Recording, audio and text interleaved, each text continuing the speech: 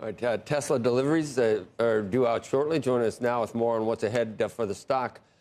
Craig Irwin, Roth Capital, Senior Research Analyst, and Jed Dorsheimer, William Blair Group, Head of Energy and Power. I think this is supposed to be a debate, but Craig, you're our bull, but you got a price target of $395. You're off by $70 already. You're the bull? You know what? It's been one heck of a run this last couple months, and there's a lot of room for it to run.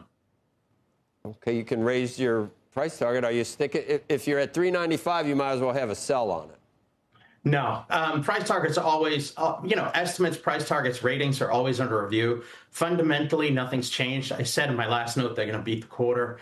I'm bullish. I'm very bullish. Nothing is bearish in what I've said. So you don't really think it should be? You don't really think fair value is $395? It's not a $400 stock. This thing is it's an emerging growth equity that's a large cap.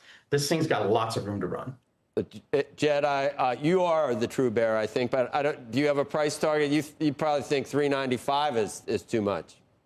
No, I mean, listen, we've been a long-term bull on Tesla. That being said, we downgraded earlier this summer. Is a tactical downgrade is a result of the regulatory credits being cut and that gap, which is about 200 basis points, that's taking out of the model.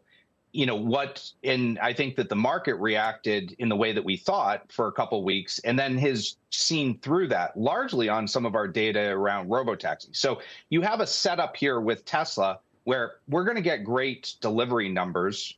We think 480,000 above street expectations in a few minutes here. But the market is basically saying that the auto business doesn't matter, that it's really about AI, robo-taxi, and looking through that. Our take is that, you're still going to have this gap in terms of the profitability. And what we need to see, because Robo doesn't hit the model in any material way to make up for that until 28, maybe 27. So you've got a couple of years where how are you going to do that? And that's that we thought the market would react negatively and give us a better opportunity to, become more constructive at a lower price. That didn't happen, obviously. What do you think did happen, Jed? Yeah, sure. Listen, take me as an example of never bet against Elon in this case. What happened is I do think that, one, you're seeing much better data out of robotaxi in terms of, we've published a few notes here, including our experience, driving in the car in August or several times. So the ability for that to scale and their cost advantage in the ride share. So we estimate that they have 1/10 the cost structure as a Waymo, for example. And so if they are able to take this probabilistic AI model and scale that versus a deterministic Waymo, then your profitability is, quite frankly, enormous compared to others, and they'll take that share. That's what the market is focused on right now in the scalability. But that doesn't come until 27, 28. You still have this gap. That's what I think happened in terms of we're in a frothy market, and I think that there's a willingness to look through near-term issues, and we got that wrong. So what will get us more positive on the name? We need to see a little bit of that gap filled. What we're focused on right now is on the energy side. Energy, we think, is kind of the foundation of what's happening in the U.S. to fix all of our problems, including some of what the economists were talking about before. They have a business that's only about 15%, but it's 25% of the profitability. The ability to scale, if that can come in and backfill what's being lost on the auto side, then that would get us more positive, and that's kind of what we're working on right now. Craig, you listen to all that, agree with any of it, or how would you counter a lot of the... I think it's funny. Jen should probably look at some history here. The reason they're beating this quarter is because the federal EV tax credit's going away, right? There's a small pull forward of demand.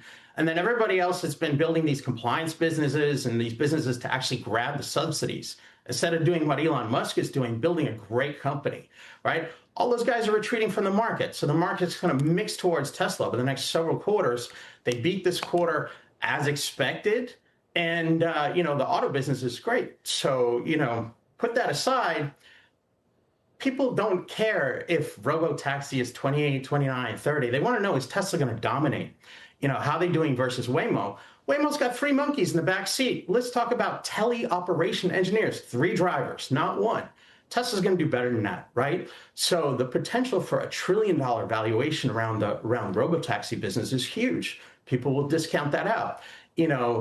Optimus, supply chain, they're talking to the parts suppliers about 30 million units. I don't know if they ever get down to the 35 grand that they think they're going to sell these robots for. But, you put that together, that is a tremendous opportunity. So this is a very bullish time for Tesla. They can give us a ton of different catalysts. This November 6th AGM, I think is going to be really exciting. Elon is back. He's in the saddle. He's a wildly creative guy, free thinker, which was held against him for a little while. But you know what? He is an alchemist, and the stock's going to work. So you do think, Craig, I'll ask Jed the same question. You do think that was held against him for a while? You think some of the weakness in the stock was because of what he was doing on his free time, Craig? Yeah, I think politics and Doge kind of worked against him a little bit. It's nice to see him make up with Trump. Circumstances could have been better for our country, but Musk's got his head on straight. He's a wildly creative guy. He's an alchemist, and Tesla's got a lot of room to perform.